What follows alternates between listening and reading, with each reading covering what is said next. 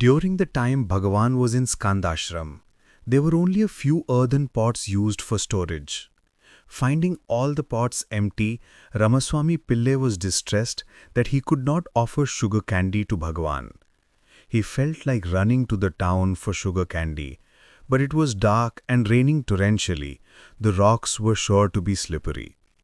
Not wanting to tell Bhagavan that there was no sugar candy, he quietly went to the entrance and waited for the rain to stop so that he could run to the town and buy some. Suddenly he heard a knock on the door. It was a young man looking thoroughly drenched. He came inside and took out some sugar candy and a bunch of bananas from a cloth bag. Ramaswami Pillai recounted, "I already knew something extraordinary was happening. I was excited and was bold enough to go to Bhagavan. Bhagavan, looking at me, said, 'See, the sugar candy has come. We will make some porridge. As for the side dish, we now have bananas as well. Come, let us have a feast today.' Bhagavan was a pure jihani, always in a state of pure awareness. There was no need for me to crave for a miracle.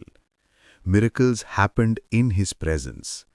Bhagavan's presence was magnetic. Just as iron filings are automatically attracted to a magnet, so too miracles were always happening in his presence, without him even noticing it. He asked Bhagavan, 'I longed for a miracle and this happened. How did it happen?' Bhagavan replied, 'This happened because of Sannidhi Vishesham, the power of presence, of awareness. There is no interlude of thought or desire involved in this Sannidhi Vishesham.' Then Bhagavan added, 'This is the first time in 1 year that I have had a second meal in a day.'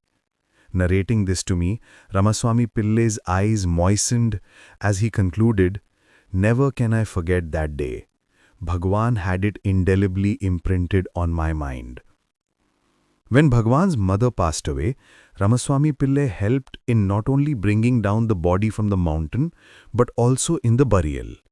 He was a hard worker and gave up everything else in life to stay with Bhagavan right from the Skandashram days. He painstakingly planted all the big coconut trees that we see today in Ramanashramam. Bhagavan had already given Ramaswami Pillai the teaching of Who Am I? But he still continued chanting Arunachala Shiva while engaged in gardening or cleaning the ashram premises. It was Ramaswami Pillai who established the custom of cleanliness in the ashram grounds that you see today. He used to work for almost 18 hours a day, engaged either in gardening, sweeping, or digging pits. There was only one bicycle in the ashram. When the office staff needed certain things to be got from town, Ramaswami Pillai was the only one who would offer to go on the errand.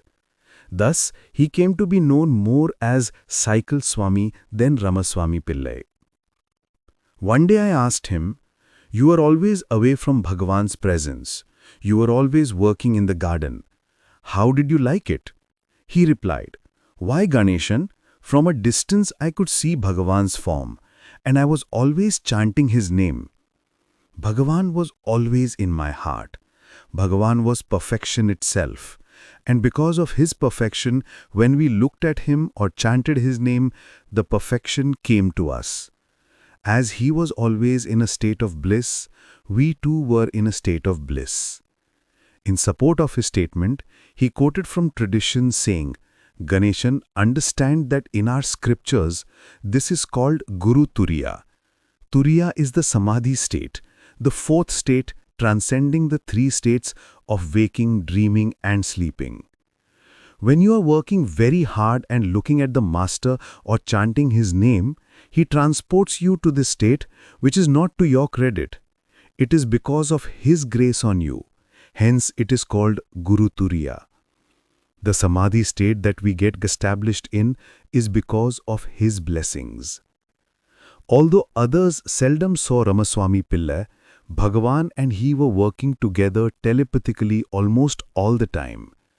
Bhagavan was continuously blessing him with his presence, and Ramaswami Pillai was always chanting Bhagavan's name while doing his work.